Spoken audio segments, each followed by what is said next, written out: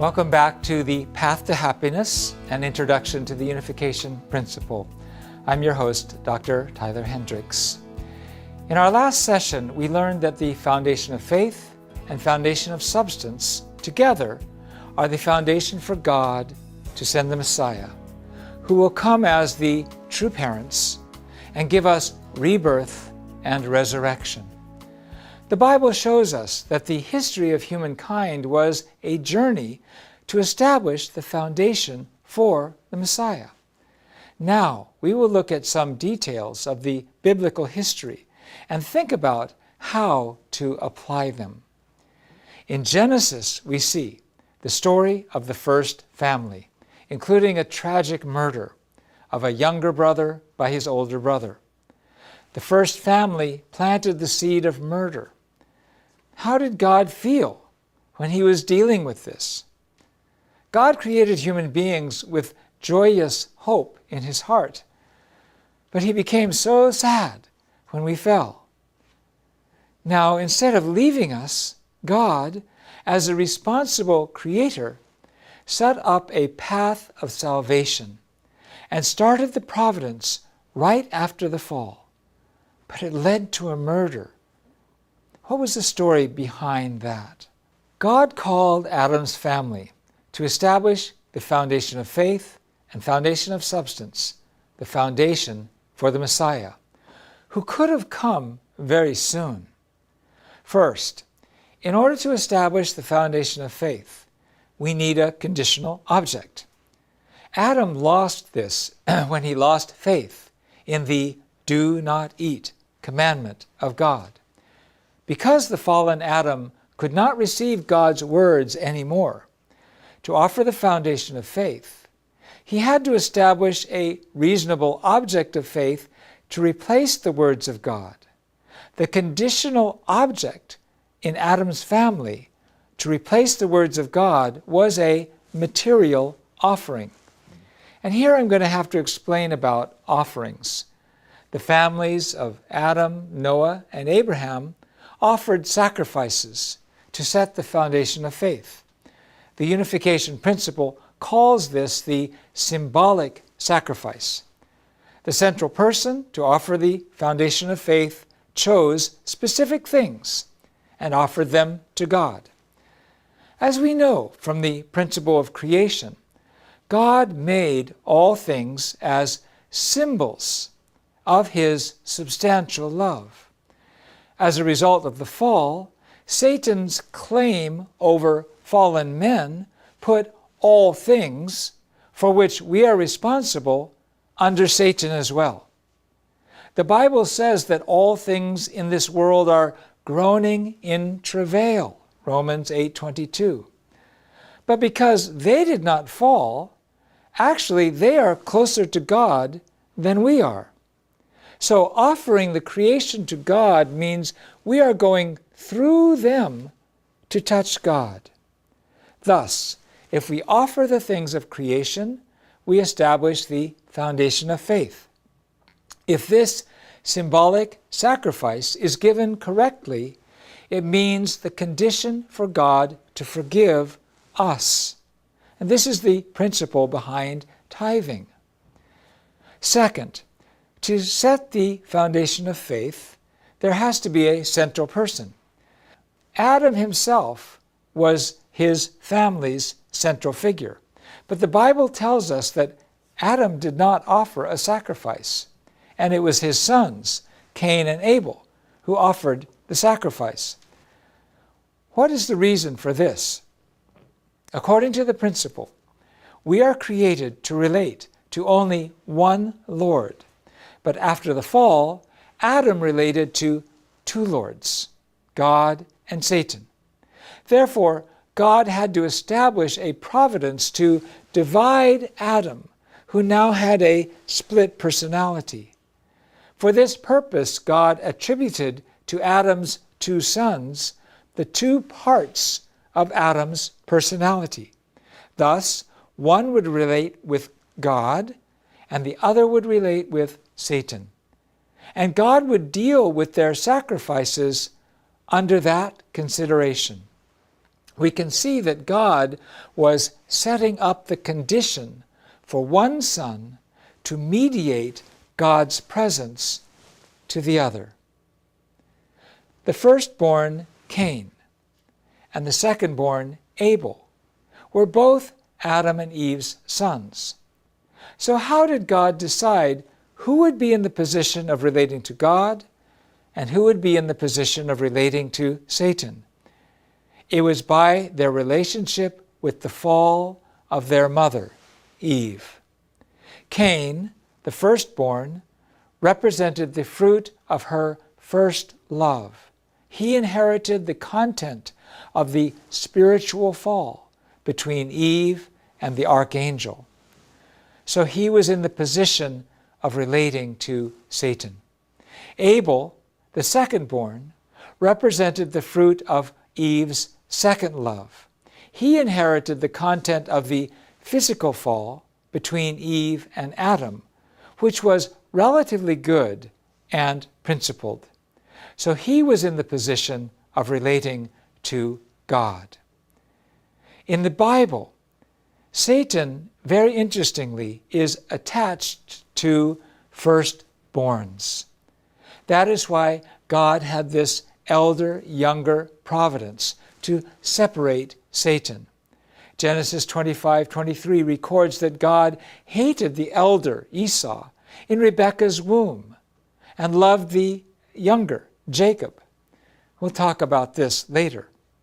In another episode, Jacob blessed his two grandsons, Ephraim and Manasseh. As he blessed them, he crossed his arms to place his right hand on the head of the secondborn, Ephraim. Two other grandsons of Jacob even exchanged places inside the womb. When the Israelites left Egypt, God struck the firstborn sons of Egypt and even the firstborn of their livestock. John the Baptist was Jesus' firstborn cousin, born a few months before Jesus.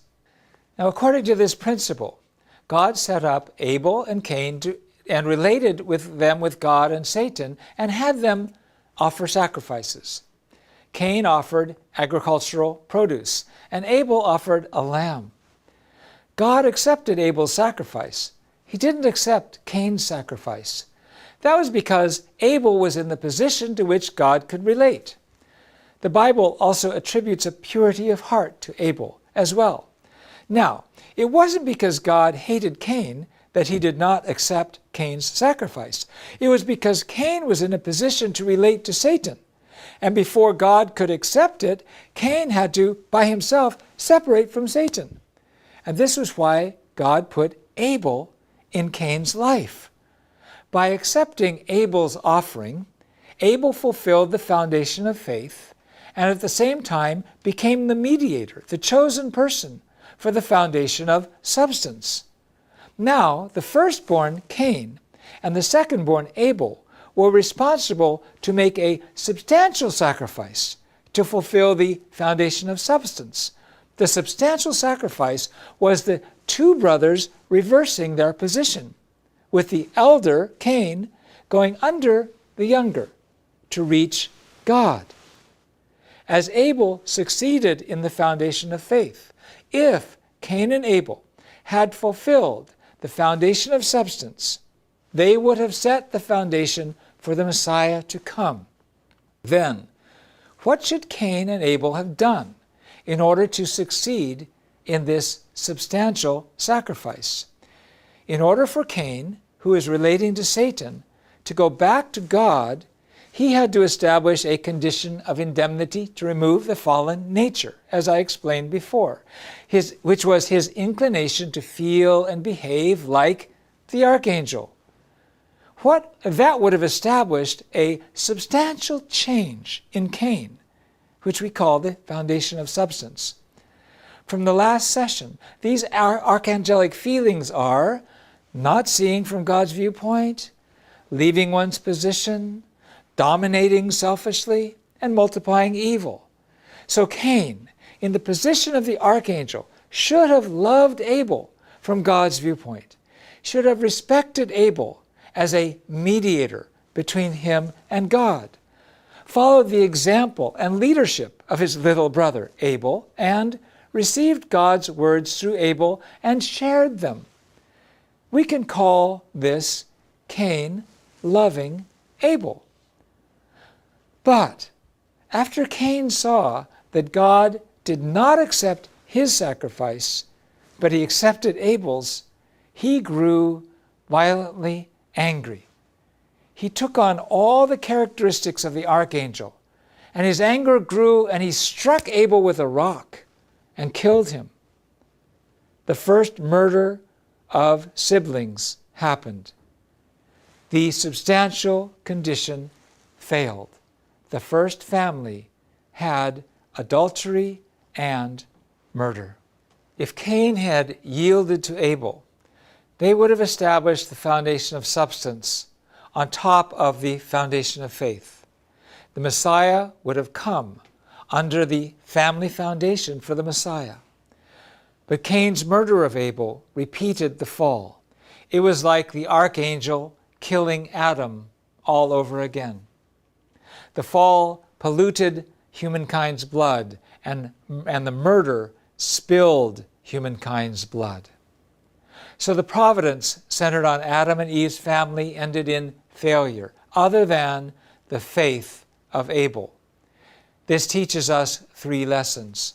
The first lesson is that success comes by the shared responsibility of God and us.